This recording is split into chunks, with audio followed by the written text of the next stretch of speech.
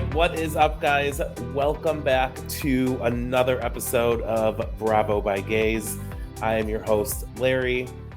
We have so much to talk about. We're going to talk about part one and part two of Bethenny and Rachel's interview. Those came out over the last 2 days. There wasn't really much going on in the TV space, so we're going to recap last week's episode of Real Housewives of New York. The Salt Lake City trailer dropped for season 4. That was explosive. So we're going to get into all of that. I hope you guys had an amazing week, enjoyed everything that came your way, and we're just going to get into it. So I want to start with the Real Housewives of Salt Lake City season 4 trailer. That, from beginning to end, jaw-dropping, it's a word that I want to use, but it was crazy. It was drama for the full 2.5 minutes that the trailer was, and I loved every single second of it. Mary is back. I know some people have some controversial opinions about her. I always thought that she was kooky and crazy, and she had some good one-liners. She's hilarious.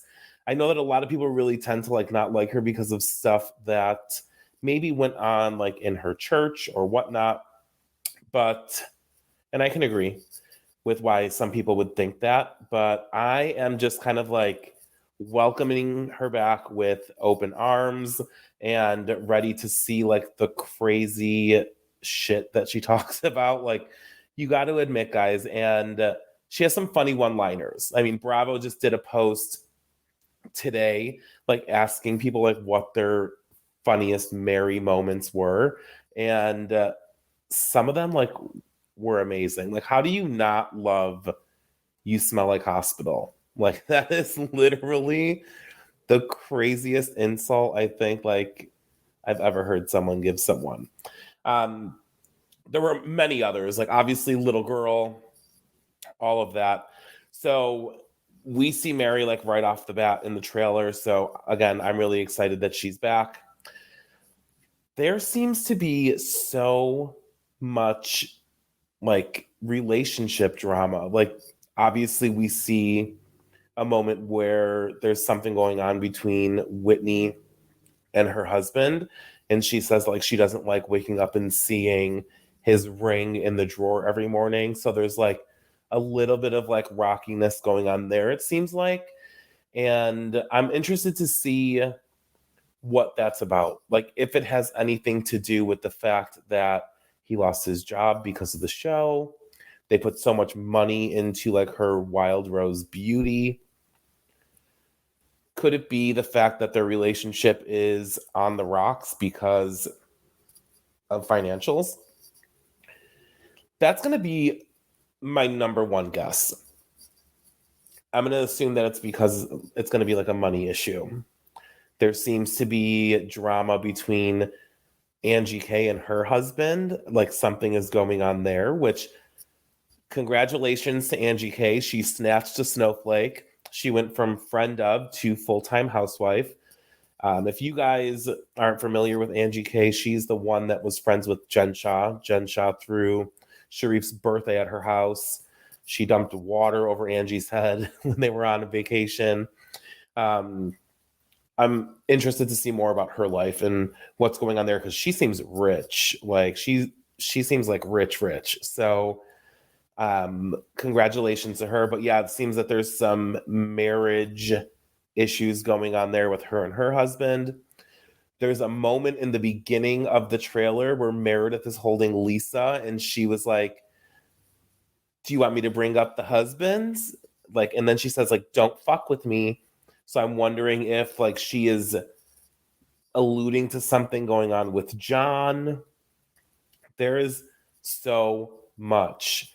We know that there's obviously another new full-time housewife, Monica Garcia. We saw a lot with her in the trailer.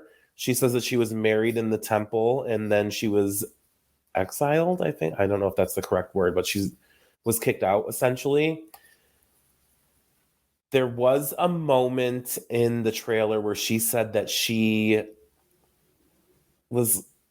like for 18 months, like she was sleeping with someone.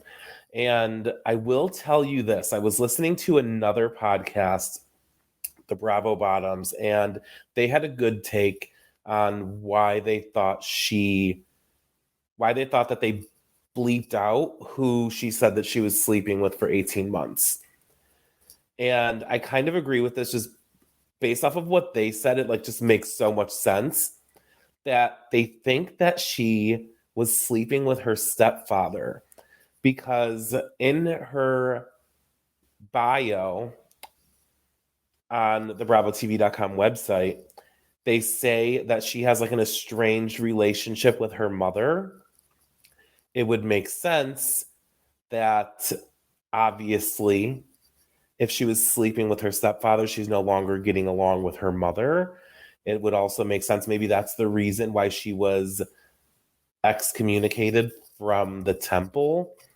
And when they bleep out the beginning of who she says that it was with, that she was doing this for the past 18 months with, it looked like she was about to say like father. Like they cut it at like the F. You could tell she was about to say something that began with an F. Again, that's allegedly. I have no idea. If that is the case, like, holy shit. Like, you've got Mary M. Cosby with her step-granddaddy. You've got allegedly Monica with her stepfather. It is insane. But I couldn't have agreed more with the boys in regards to their theory about that portion. You see that Monica is trying to like keep up with the lifestyle of these ladies. And I don't know if it's the lifestyle of these ladies or maybe the lifestyle of the ladies in general when she first moved to Salt Lake, because there is a moment in the trailer where she says that she went into a Louis Vuitton store and bought a bag just so that she can keep up and have something nice to have like around these women. I don't know, like I said, where that's going. If it was with these Salt Lake City women specifically, or if it was with women in general when she first moved to Utah, or maybe like before she had any type of money or whatnot. But, I mean, how much did you spend like on that bag? Like, if you don't have any money, what are you doing going to Louis Vuitton and trying to get something to impress these women? I'm interested to see what goes on with Monica. There's another moment in the trailer where she says, like, I would sleep with John. And she's looking at Meredith and Lisa Barlow. And she goes, I would sleep with John and I would sleep with Seth. Like, she seems to have no shame in her game. I kind of like that about her. I noticed already that a few of the women are not following her and she's unfollowed some of them. Like, I know her and Heather don't follow each other. So I'm interested to see where that goes. It sounds like she maybe has like stirred up some drama between the Salt Lake City ladies. There were some hilarious moments there. I mean, I literally almost died when Heather got into the car and there was that person dressed up like a rabbit in the back seat. Like, God bless her, because if that was me, I don't know what I would have done. Like, thank God that like she wasn't driving, because I probably would have crashed the car if that was me. I'm also interested to see who that was. Like, I'm assuming maybe it was one of her kids or her business partner. But regardless, I mean, obviously, Jen Shaw is not in the picture. I'm interested to see if the women are going to talk about her and like what happened.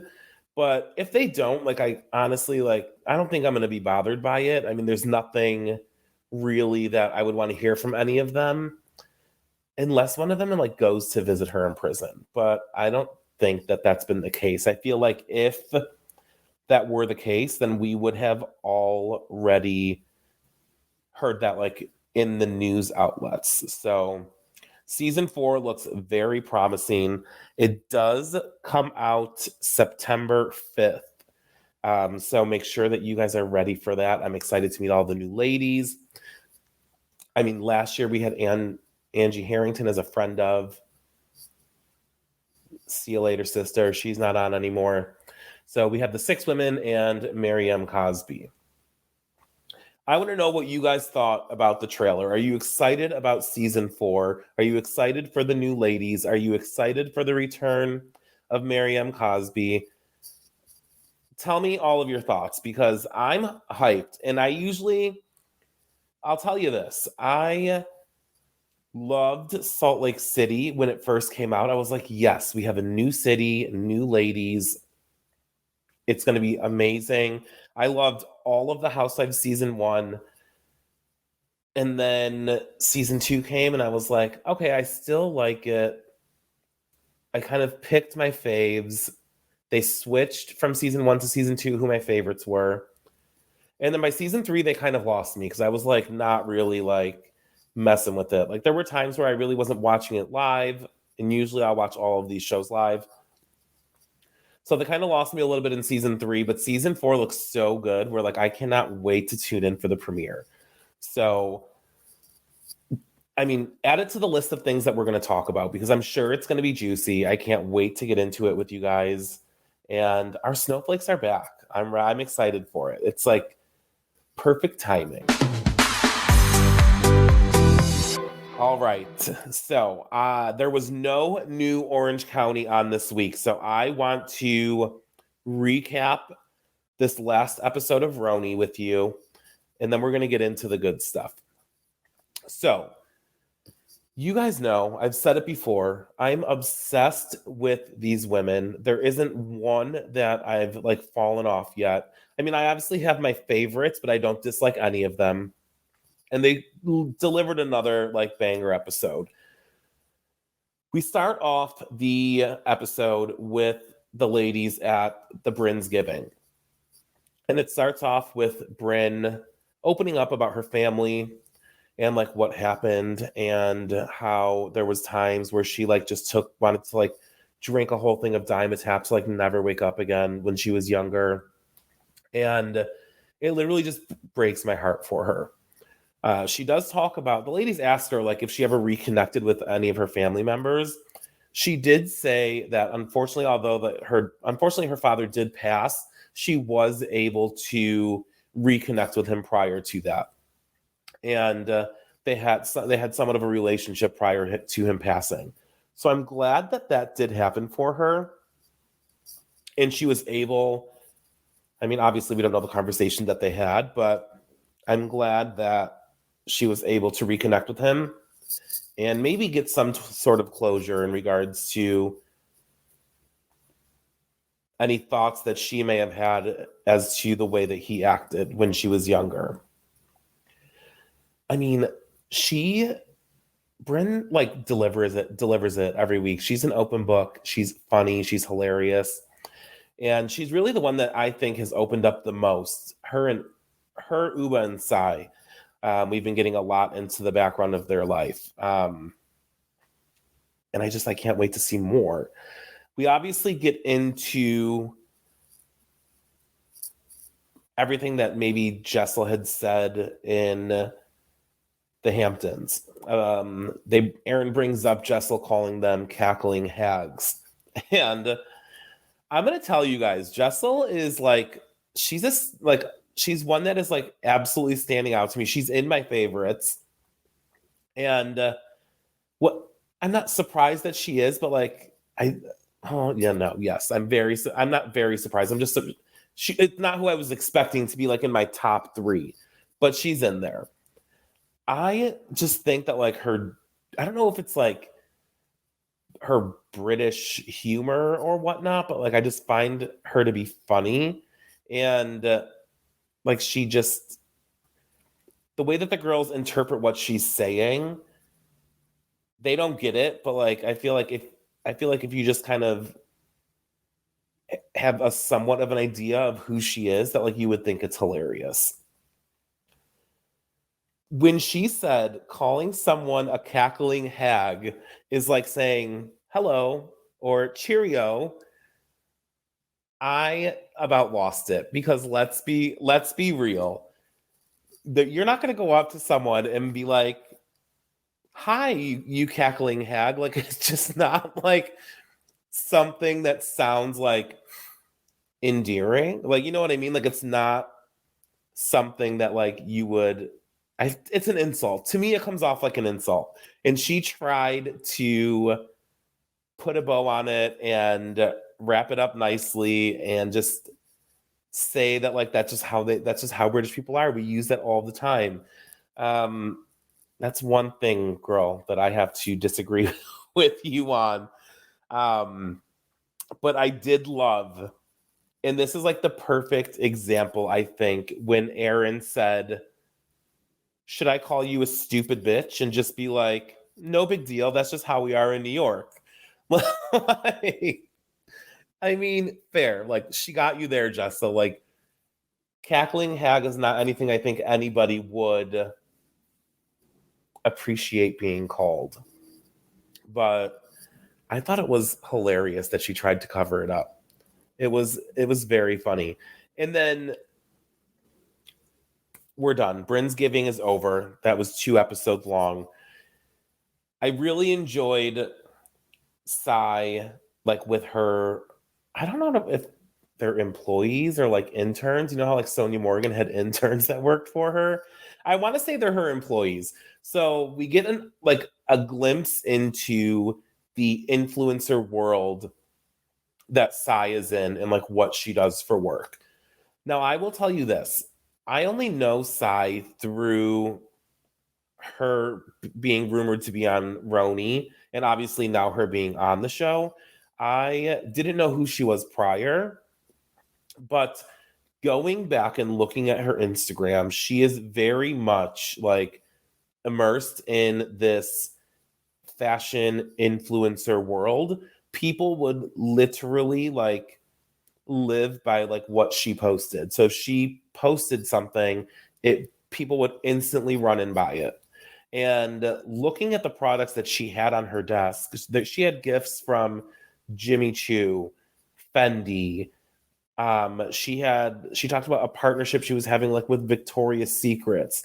She has top tier partnerships, and good for her, because I mean she has hundreds of thousands of followers. She obviously knows what she's doing. We saw in a prior episode that she like had one of the girls like take a slow-mo video of her when they were in the Hamptons. And if you just scroll her Instagram, every photo is just like amazing. And like literally like it could be in a magazine. I mean, the poses, like the backgrounds, wherever she like it's parts of New York City when she's traveling. Like she just knows what she's doing. And I love that because I can barely work Instagram or TikTok. I have no idea what to do there. So it's like very interesting to see. And I don't know if those girls were in like interns or whatnot, but I do love the fact that she's like, I have employees that work for me. She's like, I have attorneys, I have a brand manager, she has assistants, and it's very funny because, oh, it's not funny. It's interesting because you would think that maybe some of these people just like do it alone, and to know that she has like, it takes like a whole team of people behind her really gives you like an eye that like gives you like an insight to the fact that like maybe that type of influencing lifestyle is just like much more than like what meets the eye. I did love that she says that like she offers health benefits, and like it's just so funny. Like she's legit. She's like a legit branding company.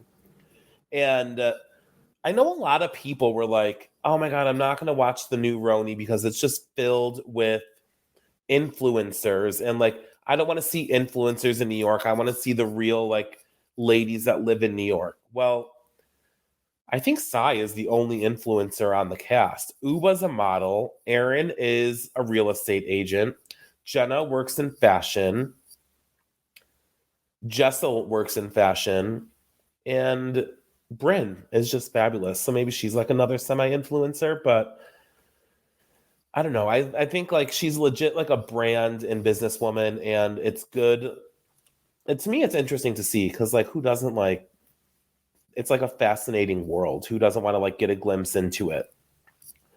And I just wonder how much she makes on that stuff. Like with those big brands that she has, she's got to be collecting the coin. And good for her. Like, get the bag, girl. Get the bag. We then get into the conversation between Jessel and Aaron, where they meet for coffee. This conversation could not have gone any more left.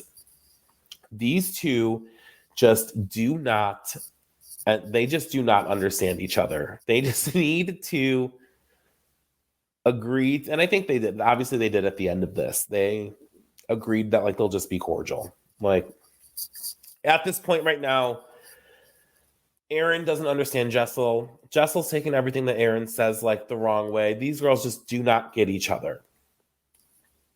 They sit down, they're talking. Aaron's like, oh, like this is like my home base spot. Like this is my coffee shop in my neighborhood. And then you get the comment from Jessel. Tribeca is like very up and coming.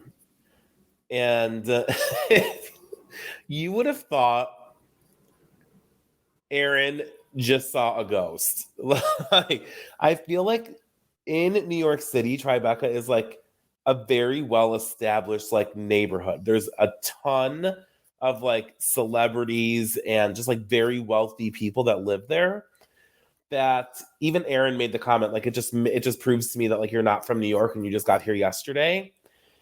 Maybe Jessel just isn't familiar. I think Jessel lives in Chelsea, and Chelsea's like obviously amazing, and that is all also it's an already established like neighborhood, but she really triggered Aaron with that comment, and she's like it up and coming, like it already is established. And when the only thing Jessel could say was, well, it could use a restaurant, like oh my, like that's where, like, I think she realized in that moment that she shouldn't have said that, and like she put her foot in her mouth. But like, girl, Tribeca it is established. It is plenty of restaurants. They don't need one more. What are you going to put in there? A catch? I'm just kidding. Like, but these two, like, I mean, Jessel gets offended because Aaron says that like maybe you've just been catered to like your whole life, and like you just come off as like pretentious and like all of this stuff. And then Jessel gets offended that she insinuated that like she's a princess. Well, I mean, Jessel is a stunning woman. She's obviously, her and Pabit have done really well for themselves. And I mean, if someone is going to perceive you like that, just like, I would just take it with a grain of salt and keep it pushing. And then as they get to know you, they'll learn that like, that's just not how you are. Let me tell you though, I couldn't stop laughing at like the Tribeca conversation. It was the craziest thing like to even talk about. But they agreed to just move forward and like not even, hopefully never bring this up again. I mean, we see obviously where we're going to next is the party that Jessel had for the fashion designer that she's now representing. Jessel is a like fashion PR person. She used to do PR for Michael Kors, and you can tell by the people that she had at this party that like she knows people. She's like well connected in that realm. She had editors from Vogue Arabia. She had Lynn Yeager, like a columnist and editor for Vogue, who like when I saw her, I felt like Bryn when Bryn was like, she was like taken aback, like she like was at a loss for words. And because I've seen her like online or like in magazines, like you know who this woman is with like the lip. She has like this tiny little like lip tattoo and like the 2 red dots on her face. I feel like if you watch the episode and you saw her, like you've seen her before.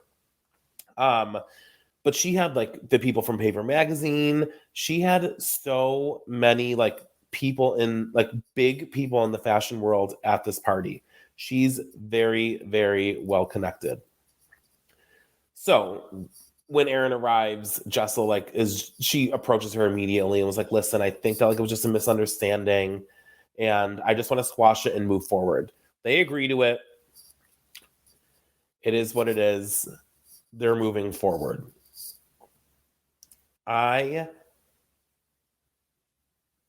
literally died when they brought up this whole thing about Jenna not showing up because she had an event. When in reality, like she was just at home with her son. To me, I mean, like, obviously, like, she said she had an event. Maybe in the moment it was just like the word that came to mind, but like to even like bring it up and drag it out, like, guys, like it is not that serious. Like she didn't show up because she said she only gets to see her son 2 weeks out of the month of December. She wanted to do Christmas decorations and just spend time with her family. So the fact that she missed a fashion event, I don't think you should hold it against her and make it a bigger deal than what it is. How many fashion events do you think Jenna Lyons has been to? She's probably been to a million parties, just like the one that Jessel was throwing. So to her, to miss one probably isn't a big deal. Should she have taken it into consideration that Jessel is like a friend of hers and like wanted her there? Sure. But she should also understand, Jessel being in the fashion world, that like it's probably not a big deal if she didn't go.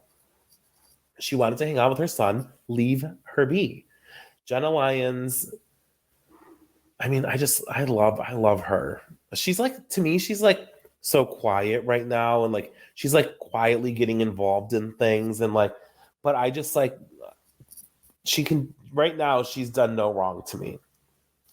I do, though, before we wrap up talking about RHONY, there was a moment in the episode where Jenna had her friend come over and Jenna like resells her clothes that she doesn't wear anymore, like old designer things.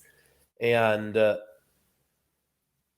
I mean, Jesus Christ, like talk about like fashion icon. She literally took this woman to a storage space like in an apartment beneath where she lives, and it is just loaded with racks of clothes.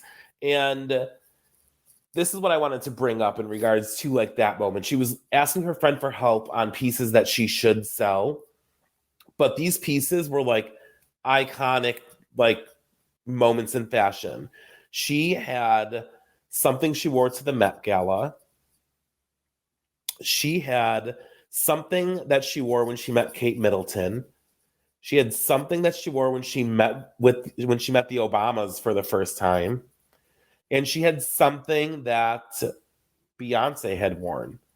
And to me, there's no way in hell I'm getting rid of any of that. Like, how do you put a price on some of that clothing when like you wore them like in historical moments, like in maybe your career or in life or whatnot. But you better believe if I had something that Beyonce wore, it would like literally be like in a glass case and like nobody would touch it. It would be in a safe behind closed doors and I would pray to it every night. But like, I think she did end up selling a few of those things. But it just goes to show, like, she literally is like, she is fashion, right? I mean, she's in that world. And for us in the Bravo space, she is fashion. I want to know what her takes are on some of the outfits that Dorit has worn. They need to do that. They need to have a panel at BravoCon, and it needs to be a fashion panel hosted by Jenna Lyons, and she needs to rate people's looks live in front of them. They need to come out wearing outfits that they've worn on the show, and Jenna needs to rate that. I would be first in line at that panel because that would be hilarious. But guys, another great episode from RHONY. These ladies are killing it. And I can't wait to see what's going to happen next week. All right, guys, we are going to get into it.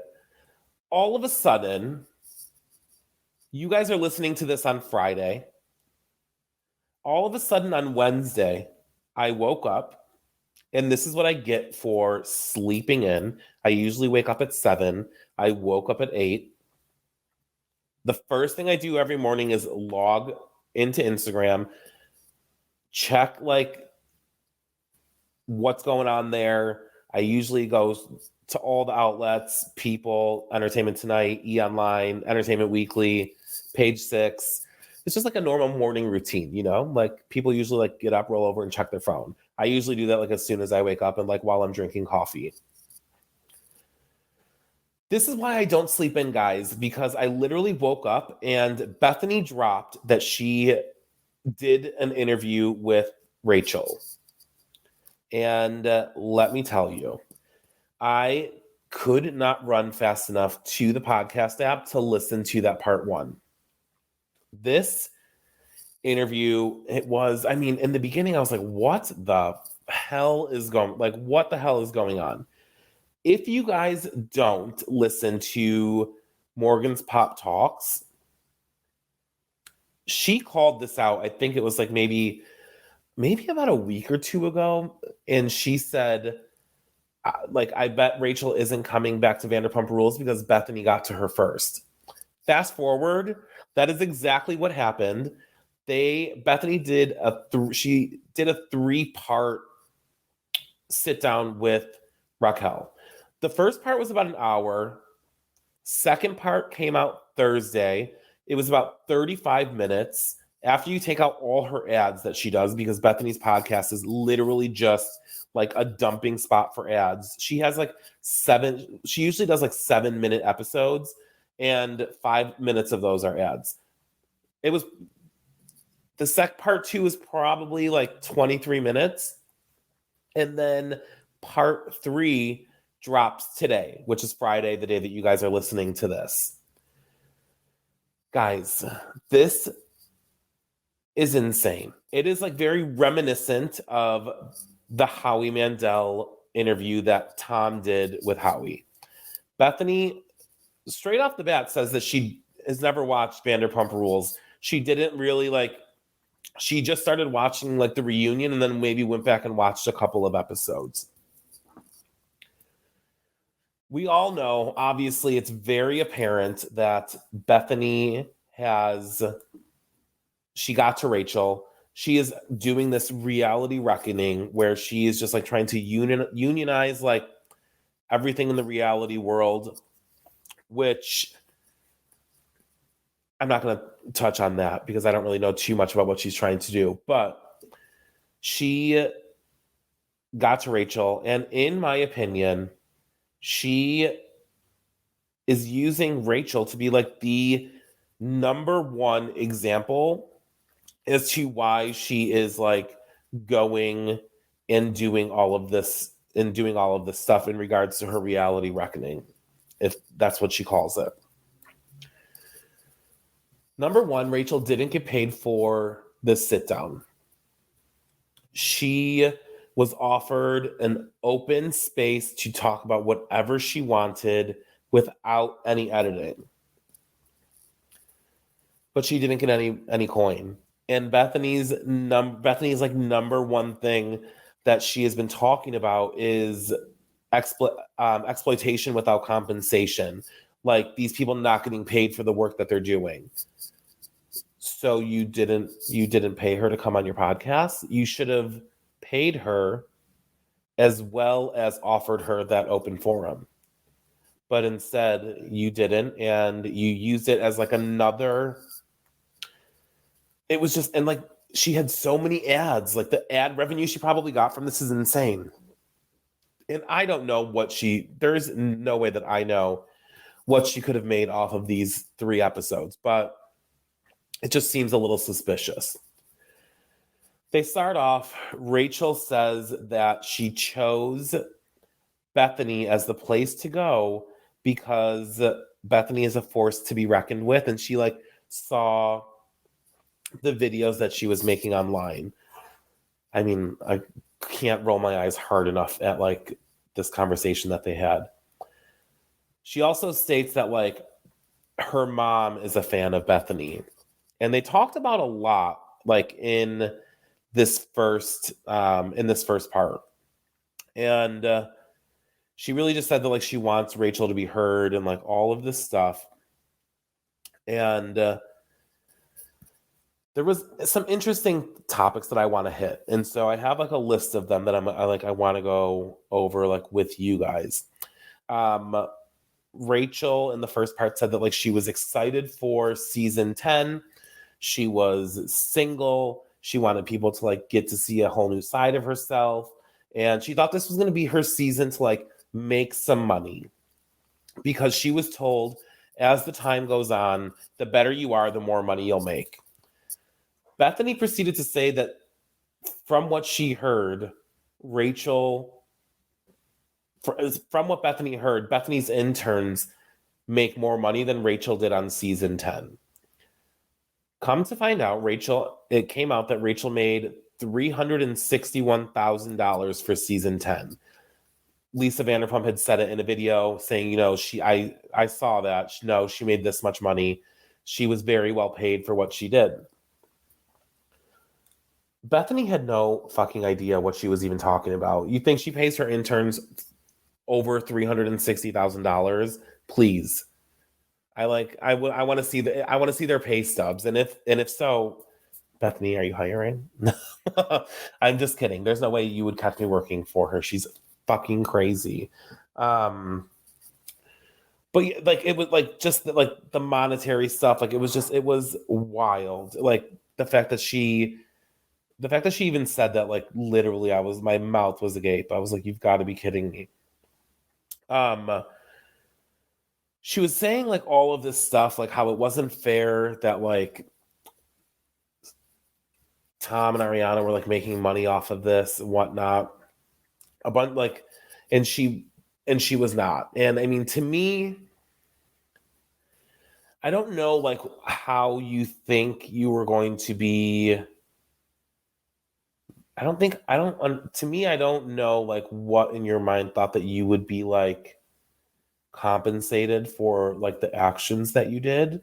Like, I don't know like what brand she was like, I feel like she was almost like blacklisted for a moment. So like what company is going to pay you and like want to work with you for the actions that you did? And to her, she was making it go back to like, it was a lot of like production. There was a lot of her saying that she was never best friends with Ariana. They never hung out outside of filming, that her only best friend was Sheena. And she said that if she didn't know that the relationship, how do I want to put this? She said that if the relationship wasn't as bad as she thought that it was, she wouldn't have done this. So she thought that they were bad, but like she thought that they were worse than what they were. So the fact of the matter is, she still like it. You still would have done it. It was a lot. And I just like, to me, for her taking 90 days and going and working on her mental health, which she is. I mean, there were moments that she said, like, she talked about like stuff that she did while she was there that kind of like helped her realize like what is going on with her in regards to like needing like maybe some type of like validity from like people. And but for me, like for her going away for 90 days and coming back and jumping straight on this podcast with Bethenny, it was not it. Like, this is not the forum that she should have come out and talk to someone on. I get it. If you're going to like partner up with Bethenny and be like the number one reason like Bethenny is doing her reality reckoning, that's fine. Tell her that you'll offer her any information that she wants, but to do a sit down and like interview with someone who didn't even watch the show, like it looks really bad. I mean, I want to talk about part 2. Part 1 was good, but part 2 is kind of like what threw me. Part 2 just came out yesterday morning, so Thursday. She continued to talk about how Sheena assaulted her. And she said that Sheena had pushed her into a wall, she hit her head, and that Sheena socked her in the face and then threw her phone in the street. She's describing this situation while like kind of laughing about it.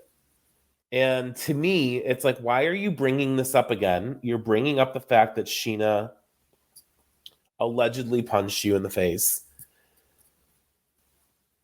You at the reunion talk all this stuff about how you are going to, like, you wish you would have dropped the restraining order sooner.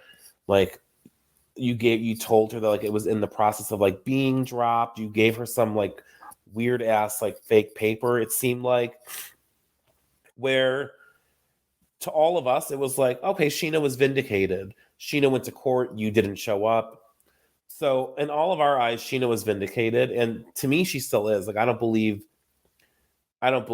half the stuff that's coming out of Rachel's mouth right now. But why, after all of that, to come back and like now bring it all back up again? Like, it just doesn't make sense to me.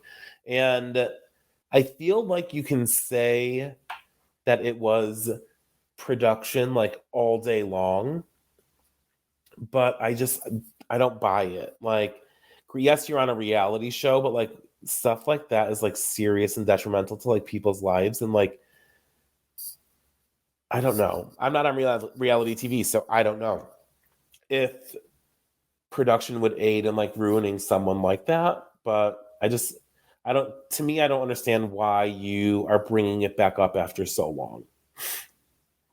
She proceeds to talk about how when cameras were brought back up after the season was already over and after all of this stuff had like been like dropped when Scandal first happened, production picked back up to film with them. She talks about a moment where her and Tom were filming at her apartment, and she brings up the fact that he had recorded the FaceTime call without her consent. And that's, I mean, like, bro, that's disgusting. Like, if you even, like, if that you did that, if she had, like, if she didn't, like, that is something that needs to be talked about. Like, he's just a douchebag. She brings this up, and there was an article that came out, like, months ago on Entertainment that, like, Tom was, like, refusing to like film anymore in regards to Scandal. She says that she brings this up in front of Tom while they're filming in her apartment, and once it was done, Tom like flipped out and said he was like going to go on strike from filming Vanderpump if they didn't give him the like chance to have that cut out. So he literally was like, if you don't cut out this scene from her talking to me about me recording the FaceTime, I'm done. Like, I'm walking away from Scandal, and that's it. Which I hope that's not the case, because if that was something that was talked about on camera, I feel like, and I would hope that they would air it like in like support of like the woman that was like done wrong in this situation. But I mean, we don't know. Like, none of us will know like the only people that know what actually happened are Tom, Raquel, and the people that were in that apartment during filming. She then goes on to say that Tom told her that during season 11 negotiations, Tom was offered a producer's credit that she thinks was like a reward for the scandal of it all. Let me tell you, Tom, along with Rachel, in that moment in time, were probably two of the most hated people in the reality TV world. I would be beyond shocked if I'm watching season 11 and I don't watch the credits, but if I'm watching season 11 and the credits roll and I see Tom Sandoval's name, there's no way. There is no absolute way that happened. I just refuse to believe it. Production is there. I don't think there's any way that they would even agree to that. I don't think Lisa Vanderpump would agree to having Tom Sandoval's name on there, let alone his cast members. Like, that just seemed like too far of a reach for me. Like, I didn't buy it. She then, and this is going into like another part of the topic that she talked about on part 2. She says that they start talking about like the spinoff that's filming right now with like Jax, Brittany, Kristen, her boyfriend, and like all these other people, that like Vanderpump Rules spinoff. Bethenny and her start talking about it, and Rachel starts saying that Kristen was in the like recently like talking about her relationship with James and kind of like what happened behind closed doors. And she thought that Kristen and all of them were given a spinoff to kind of shut Kristen up about talking about that, so that way they could protect like the longevity of Vanderpump Rules. Essentially, Rachel was saying that like she thinks that they paid her off to be quiet and not talk about it. I will say, Kristen did go to her Instagram stories and she did acknowledge that some of the stuff that Rachel did say in that moment of the conversation, and to me it's pertaining to the James stuff, was accurate, but she 100% denied that she was given a show to kind of shut up about it. And she said that she's too expensive for anyone to pay her to hush her up, which I agree. Kristen, if you listen to her podcast or if you listen to her interviews, she's been like very vocal about how much she hates James and like has talked about stuff. I believe she's written about it in her book. There's no way that like you can, she's like a strong like woman. Like, there's no way you're going to shut her up about something like that. So it just like seems to be like they're either exaggerating the story or they're just flat out lying.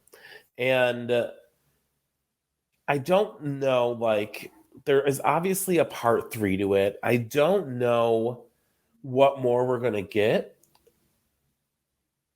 aside from like what we already know. And it was almost like Bethenny is like giving her, like, she's teeing her up questions that like Bethenny wants the answers to help her with whatever like whatever she's trying to do with like this reality TV thing. And Rachel is just like answering her, and like it almost sounds like somewhat rehearsed, like she practiced what she was going to say before she's saying it.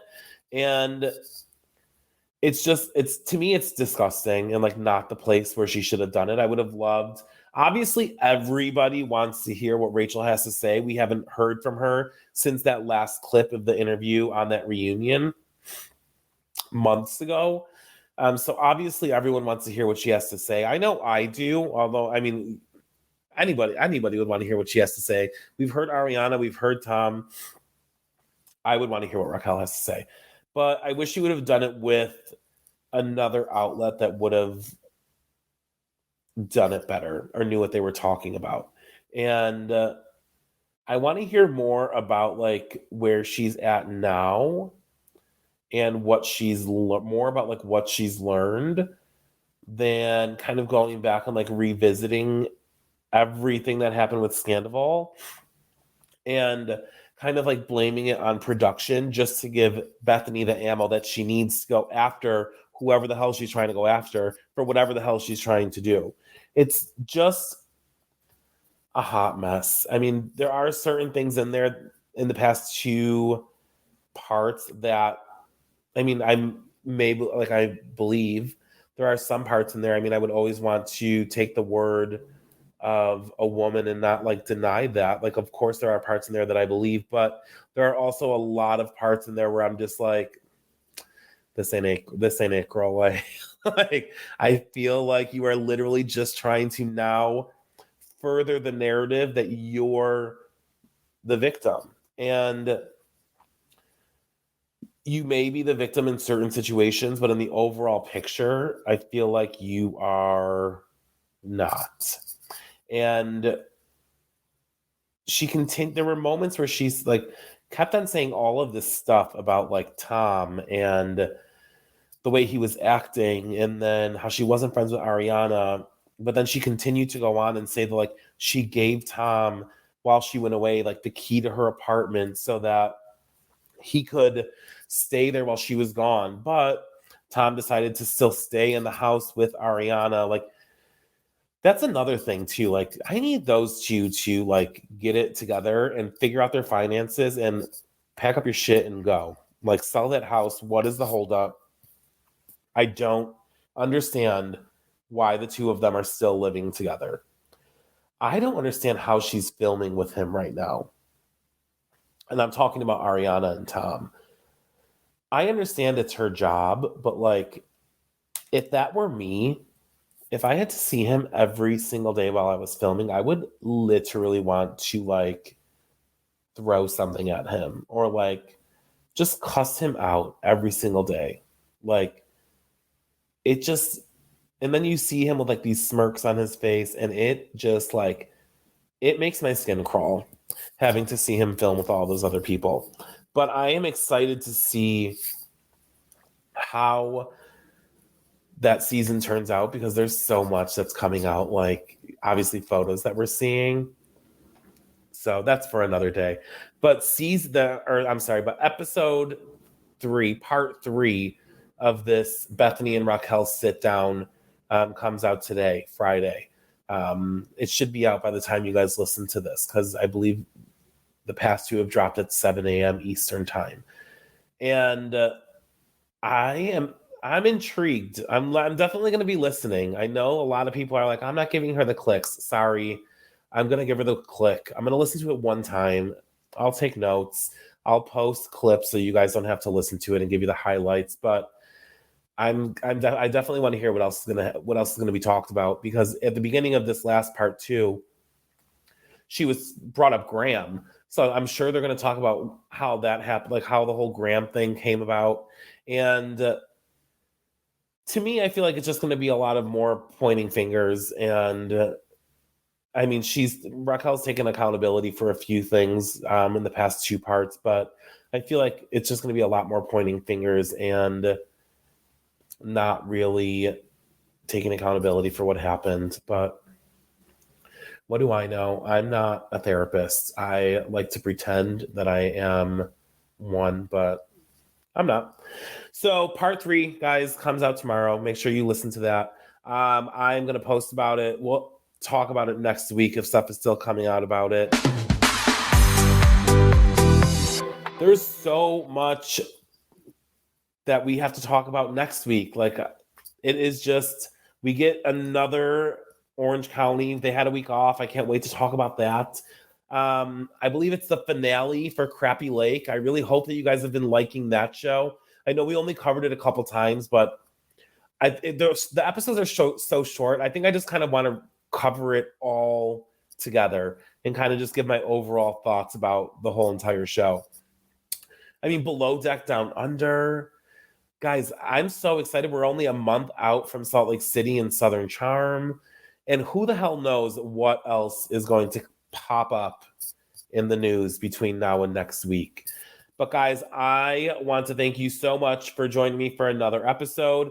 Make sure, if you haven't, to go on and rate, review, follow, subscribe, like do all that good stuff. Make sure that you're following me on Instagram, X, TikTok. Everything is at Bravo by Gaze. And I think I have a little bit of a surprise guest for you guys next week. And I can't wait to have a conversation with her. And Until then, I hope you guys have the best weekend and upcoming week, and I will talk to you guys next week. Bye.